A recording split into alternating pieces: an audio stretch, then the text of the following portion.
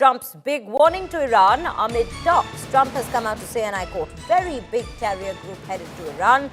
Want Iran to make a deal soon. We have a situation right now where we have sent a very big carrier group to Iran, and I would love to see if we could make a deal. It's been difficult to make a deal with. I thought we would have had a deal last time. They wish they did, and that's what we did. The midnight hammer. Let's quickly listen into what Donald Trump has exactly said before we proceed with more details and discussion on this. The situation right now where we sent a very big carrier group to Iran. I'd love to see if we could make a deal. They've been difficult to make a deal. I thought we would have had a deal last time. They wish they did, and that's where we did Midnight Hammer. But with the restored strength and the tremendous power that we've now built up over the last number of years, even though there was an interlude with Biden, who is the worst president in the history of our country. What can Iran do to avoid attack? Give us the deal that they should have given us the first time. If they give us the right deal, we won't do that. But, you know, historically, they haven't done that. I will say they want to talk, but so far they do a lot of talking and no action. When are those talks, Mr. President? They've already started. Do you want regime change in Iran? Well, it seems like that would be the best thing that could happen. For 47 years, they've been talking and talking and talking. In the meantime, we've lost a lot of lives while they talk, and legs blown off, arms blown off, faces blown off. It's been going on for a long time, so let's see what happens. In the meantime, we have tremendous power has arrived, and additional power, as you know, another carrier is going out shortly. So we'll see it out. If we could get it settled for once and for all, that would be good. Who do you want to take over? What? Who would you want to take over? I don't want to talk about that.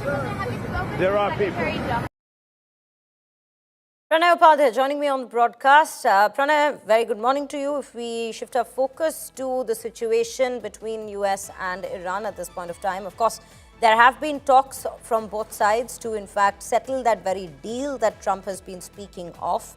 But right now, we see the military presence from the United States that's only been increasing to probably put more and more pressure on Iran at this point of time to give in to what the US demands at this point of time for their part in that very deal.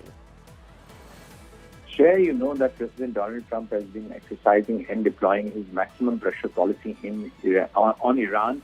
And when he says that, let's see what happens, that clearly shows that he's keeping all the options open, including the options of diplomacy as well as of military action, and especially, as you mentioned, about the military presence of the United States in the CENTCOM region, in the Arabian Sea and the Gulf of Persia. This clearly indicates that U.S. has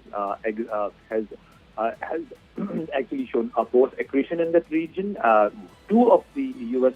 aircraft carriers, USS Abraham Lincoln as well as USS Gerald are deployed in that region of CENTCOM.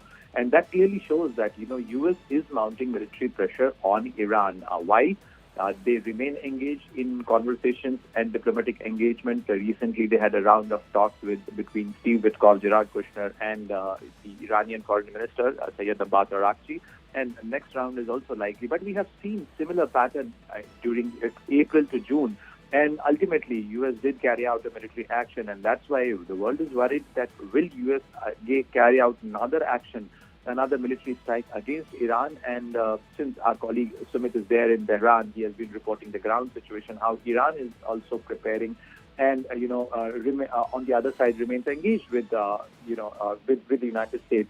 But that is a very precarious and a very volatile situation. No one knows that, what option President Donald Trump would take. But in fact, the world capitals are also engaging with the United States and trying to mediate a situation to find a diplomatic solution. Because if another military strike happened on Iran, then there could be a further escalation in the entire region, because Iran has already threatened that they are not going to limit their response only to a certain areas only, and that could be a widespread ramification, the widespread response of a U.S. military strike. So there's clearly a worry, a concern of a wider conflict in the West Asian region.